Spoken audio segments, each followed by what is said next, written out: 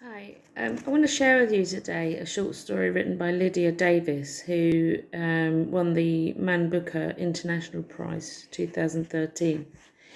And I read it and I thought it's a sad story, but it kind of made me think about sometimes when you deliberate over things, not make a decision, or how long we choose to make a right or wrong decision. I'm just going to leap into the story.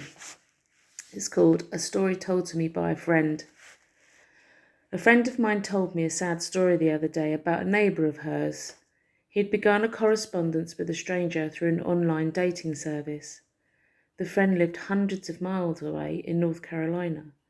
The two men exchanged messages and then photos, and were soon having long conversations, at first in writing and then by phone. They found that they had many interests in common, were emotionally and intellectually compatible, were comfortable with each other, and were physically attracted to each other, as far as they could tell on the internet. Their professional interests too were close, my friend's neighbour being an accountant and his new friend down south an assistant professor of economics at a small college.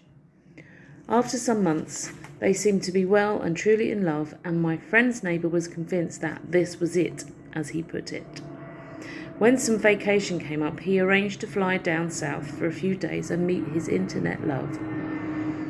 During the day of travel, he called his friend 2 or 3 times and they talked.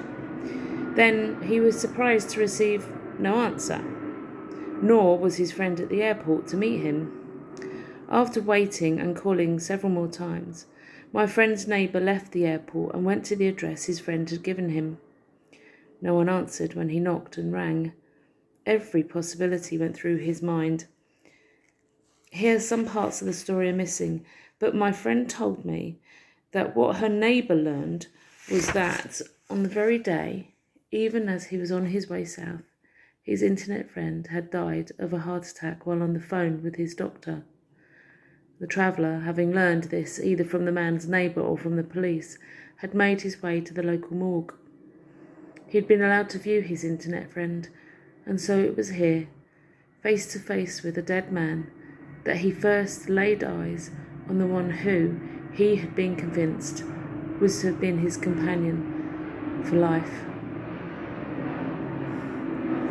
Sad. Makes you think. Great day.